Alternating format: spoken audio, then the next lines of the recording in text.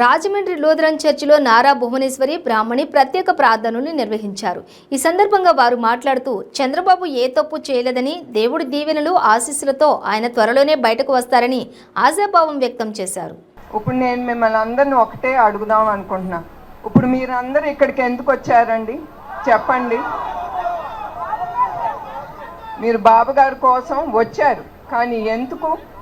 మీకు తెలుసు ఆయన ఏమీ తప్పు చేయలేదు, ఆయన ప్రజల సొమ్ము దోసుకుని దాచుకోలేదనే కదా మీరు ఆయన కోసం ఇక్కడికి వచ్చి పోరాడేది.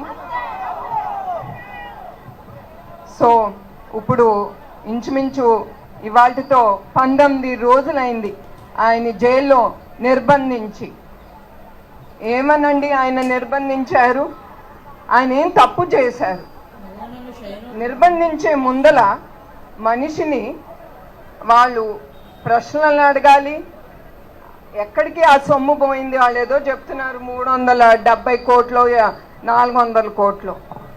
అది పోయినప్పుడు పోలీసులు కానీ వ్యవస్థ కానీ గవర్నమెంట్ వ్యవస్థ కానీ ఆయన ముందలే ఇన్వెస్టిగేషన్ చేసి ఎక్కడికి వెళ్ళినాయి, ఏం వెళ్ళినాయి, ఎంతవరకు అది నిజం కాదు అనేది వాళ్ళు ఆలోచించి అప్పుడు మనిషిని నిర్బంధిస్తారు.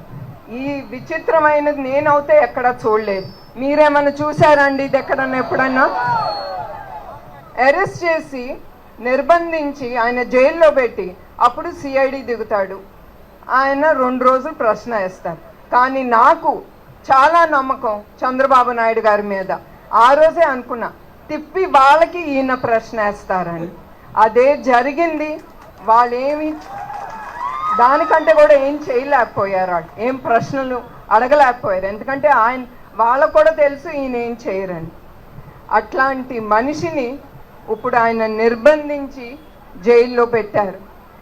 ఆయన 45 సంవత్సరాల నుంచి ఆయన ఈ రాజకీయ జీవితంలో ఉన్నారు. ఎవరి కోసం అండి? ఆంధ్రప్రదేశ్ ప్రజల కోసం. ఆయన ఊపిరిలో ఎప్పుడు మీరే ఉంటారు. ఆయన ఆలోచనలో ఎప్పుడు మీరే.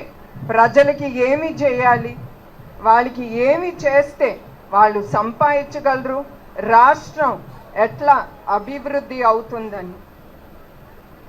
అట్లానే ఆయన ఎప్పుడు ఏ కంపెనీ తీసుకొద్దాం, ఏ కంపెనీ తీసుకొస్తే యంగ్స్టర్స్కి విద్యార్థులకి ఉద్యోగాలు కల్పించాలని.